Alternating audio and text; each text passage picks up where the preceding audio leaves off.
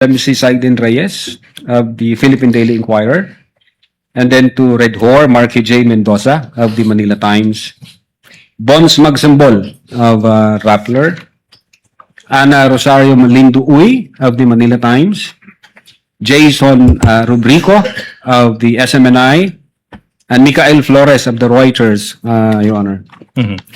Okay. Now, Mr. Witness, yung tanong now is, ba't kailangan isabpida ng NBI itong mga media personalities na ito na mag-appear sa NBI sa araw na iyon, December 4, 2024? Your Honor, they were there during the online press con, and they participated the press conference. So, ang tingin namin, meron silang personal knowledge kasi nandoon sila at nag-participate po sila. Kaya, we deemed it proper to issue subpoena on them.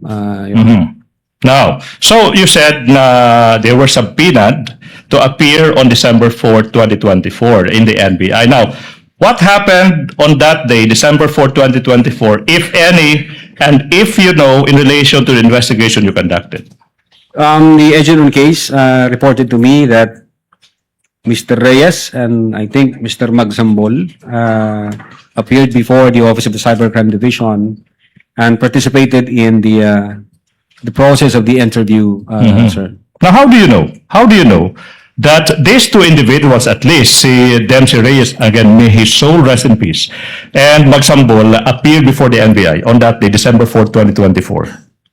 Yes, Your Honor. Aside from the fact that the agent on case reported that to me, he showed to me the minutes of meeting wherein the signatures of the late Mr. Reyes and Magsambol were affixed on it, Your Honor.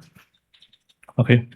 May nakapirma ho sila doon sa minutes of meeting, sir. All right, now, thank you so much, Attorney Lotok. Now, Attorney Lotok, you said that your team interviewed members of the media. You issued subpoena to them and they appeared. Now, what else happened, if any, in relation to the investigation you conducted? We issued subpoena ad testificandum to the Vice President herself to shed light in the investigation we are conducting, sir. So you're telling the public that you, NBI, also issued a subpoena to the Vice President? Yes, Your Honor. Answered, Your Honor. Okay, now, proceed, Your Honor. Now, what proof, if any, do you have that in fact the NBI issued a subpoena addressed to the Vice President? We have copy of that subpoena ad testificandum dated November 25, 2024, sir. Now, kung yung subpoena na binigay ng NBI sa Bise Presidente may petsang Nobyembre 25 taong 2024 ipapakita sa iyo, makikilala mo ba yung dokumentong ito? Opo. Now, we are now in the process of presenting to you a subpoena ad testificandum dated on even date December 25, 2024. That Counsel is, for the parties are authorized to approach Thank and you so view much. the document. for the record, this is previously marked as Exhibit P-Roman numeral 4-4 for the prosecution. Have you perused the same, Attorney Loto? Yes, Your Honor. Question, what relation, if any, does that document have with the subpoena you mentioned? This is the same subpoena I mentioned, sir. Thank you so much. So the NBI issued a subpoena to the Vice Your President. Honor, can we just make a comment? Counsel for the respondents recognized. We have. Your Honor, maybe just put on record that Exhibit P-4-4 is a photocopy and it was not, the original or the certified copy thereof was not produced. We are ready to produce that, and that's the next step we are supposed to do. Noted.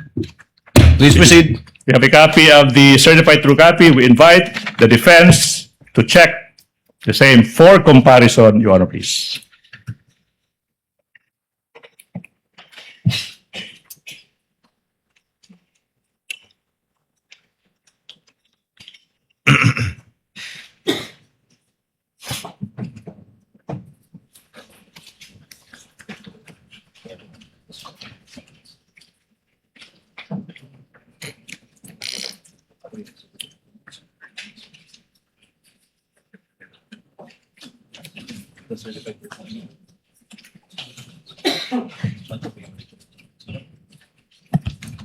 Counsel for the respondent. Your Honor, it is a faithful reproduction of the certified true copy, Your Honor.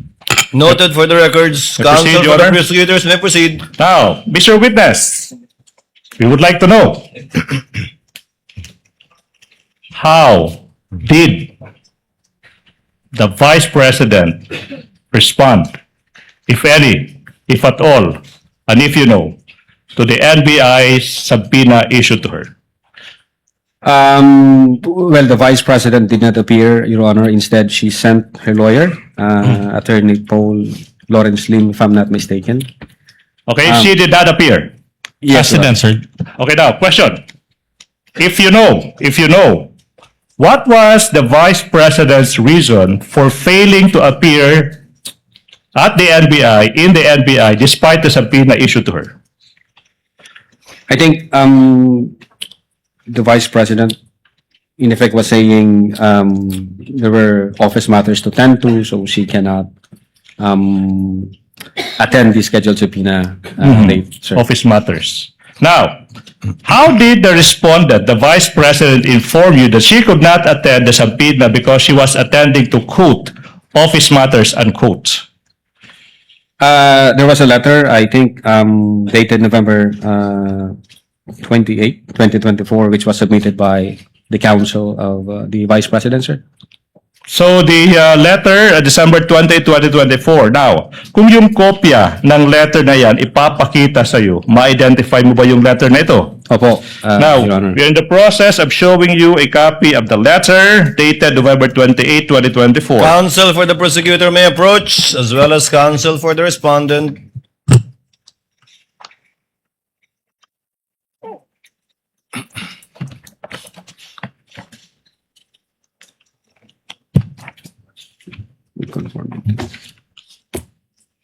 Yes, Your Honor. This is the same letter that I mentioned. Your Honor, can I make a manifestation of these points? The prosecutor may proceed. Your Honor, the letter from the Vice President's lawyer is not marked in exhibit. At this juncture, Your Honor, please, if the defense will agree, we move that the same be marked as an additional exhibit for the prosecution, and the specific marking that we are asking the court to follow is Exhibit P-Roman numeral 4-32 for the prosecution, Your Honor, please. Counsel for the respondent. We have no objection to that, Your Honor. So ordered. So marked. Thank you so much. Now, so what did the... Your Honor, please. Your Honor, do we have to pause for the marking, or do I proceed? Please proceed, counsel. Thank you so much, Your Honor, please. Thank you so much. Now, so what did the NBI do? No? Anong ginawa ng NBI after yung Vice Presidente hindi sumipot sa NBI despite the subpoena, kung meron man? Yes, Your Honor. We deemed it proper to issue another subpoena to give the Vice President another time so she can prepare. And at the same time, in reply to the letter submitted by the lawyer, we issued also a letter dated December 2, 2024, because the Vice President in that letter from her lawyer was asking copy of the complaint and the question to be propounded by the NBI to the Vice President. All right, now, let's go to that letter, Atty. Lotok na. Puntahan natin yung letter na yan. Now, kung alam mo, ano ba yung sinabi ng NBI sa letter na iyan na pinadala sa Vice President after hindi siya sumipot despite the subpoena sent to her? Your Honor, the document would speak for itself. No need for the witness to read. I think the counsel Witness may is... answer Yes. if he knows. Yeah, among others, sir, sinabi ho doon sa letter namin noong December 2, 2024 na ini-inform namin ng Vice Presidente na iniimbestigahan din po namin yung alleged threat against sa kanyang life. At sinabi namin na kailangan namin yung kanyang presensya para may makuha kaming information, para ho may mapagsimulan kami doon sa investigation against threat to her life, Your Honor. Now, what proof, if any, do you have that the NBI issued a